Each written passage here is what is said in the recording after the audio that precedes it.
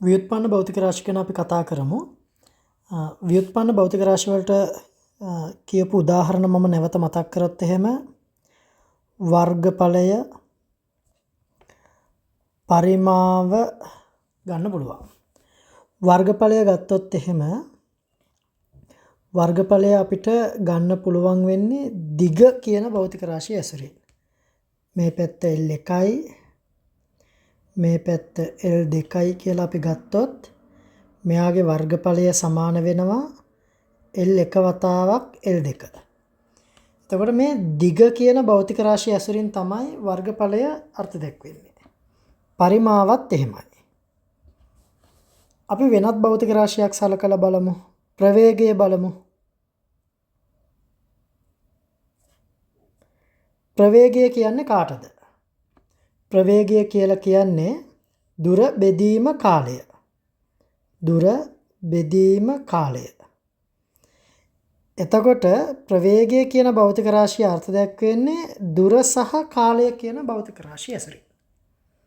දුර හා කාලය කියන මූලික භෞතික රාශි වලින් තමයි ප්‍රවේගය කියන ව්‍යුත්පන්න භෞතික රාශිය ව්‍යුත්පන්න වෙන්නේ.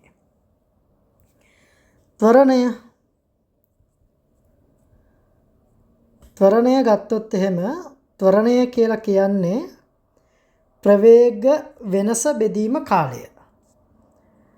ප්‍රවේග වෙනස ප්‍රවේගයක්ම තමා මට ලැබෙන්නේ. පොඩි උදාහරණයක් කිව්වොත් 10යි ms ඍණ 1 අඩු කිරීම 5යි ms ඍණ 1. උත්තරේ කීයද? 5යි ms ඍණ 1ක් තමයි ලැබෙන්නේ. ඒ කියන්නේ ප්‍රවේග වෙනසක් ගත්තහම ඒ ලැබෙන්නේ ප්‍රවේගයට සමානයි. කියන්නේ ප්‍රවේගය කියන ලක්ෂණය තියෙන භෞතික රාශිය. ප්‍රවේග වෙනස බෙදීම කාලය. එයා තමයි ත්වරණය. එතකොට ප්‍රවේගය කියන්නේ කාටද? දුර බෙදීම කාලය. එහෙනම් දුර බෙදීම කාලය නැවත බෙදන්න ඕනේ කාලයෙන්.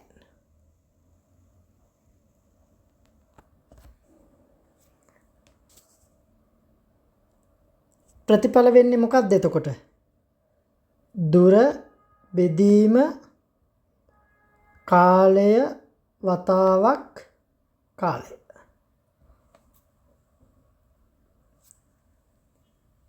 මෙයාලගේ ඒකක මොනවාද? වර්ගඵලයේ ඒකක කවුද? මීටර වර්ග. පරිමාව මීටර ඝනය. ප්‍රවේගය ms ඍණ 1. ත්වරණය ms ඍණ 2. ඔයාලට මොකද්ද නිරීක්ෂණය වෙන්නේ? මේ ව්‍යුත්පන්න වෙන භෞතික රාශිවල ඒකක මෙයාලා ව්‍යුත්පන්න කරන්න භාවිතා කරපු මූලික භෞතික රාශිවල ඒකක වලින්ම තමයි දෙන්නේ. වර්ගඵලය ව්‍යුත්පන්න වුණේ දුර කියන භෞතික රාශියෙන්. එතකොට දුර කියන භෞතික රාශියේ ඒකක වලින්ම තමයි වර්ගඵලය කියන භෞතික රාශියට ඒකක තියන්නේ. හැබැයි එහෙම නොවන විශේෂිත ඒකක තියෙන භෞතික රාශිත් පවතිනවා. මොනවාද ඒවා? උදාහරණයක්. බලයට තියෙන විශේෂිත ඒකකය ඔයාලා දන්නවා. මොකද්ද? නිව්ටනය. Capital N. එයාට ඕනනම් අපිට ව්‍යුත්පන්න භෞතික රාශි මොනවාද? ව්‍යුත්පන්න ඒකක මොනවාද කියලාත් හොයන්න පුළුවන්. ව්‍යුත්පන්න ඒකක කියන එකෙන් මම අදහස් කරන්නේ බලය කියන භෞතික රාශිය හැදෙන්න මූලික වෙච්ච මූලික භෞතික රාශි තියෙනවනේ. ඒ මූලික භෞතික රාශිවල ඒකක ඇසුරින් බලයට ලැබෙන ඒකක මොනවාද කියලා අපි ලිව්වොත් අන්න එයාලට කියනවා ව්‍යුත්පන්න ඒකක කියලා. අපි බලයට තියෙන ව්‍යුත්පන්න ඒකක හොයමු. බලය කියන්නේ කාටද? m ස්කන්ධයකට f බලයක් දුන්නොත් එයා ඒ ත්වරණයකට ලක් වෙනවා නම් බලය සමාන වෙනවා ස්කන්ධය වතාවක් ත්වරණයට. මේ අපි ඉදිරියේදී ඉගෙන ගන්න පාඩමක තියෙන ඒ සමීකරණයක් මම මේ සමීකරණය දැනට භාවිතා කරනවා.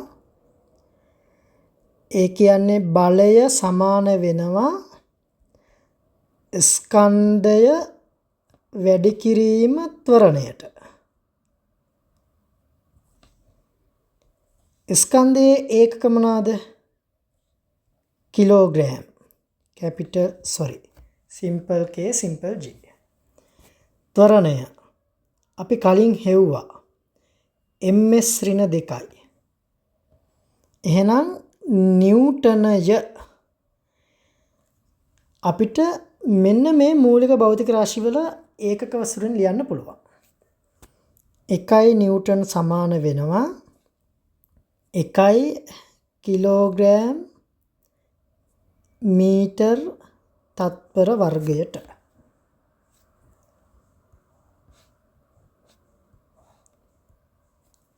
හරි. ms ඍණ 2යි. අපි ඊළඟ වීඩියෝ එකෙන් බලමු මේ වගේ තවත් භෞතික රාශි කිහිපයකට ව්‍යුත්පන්න ඒකක හොයන විදිහ.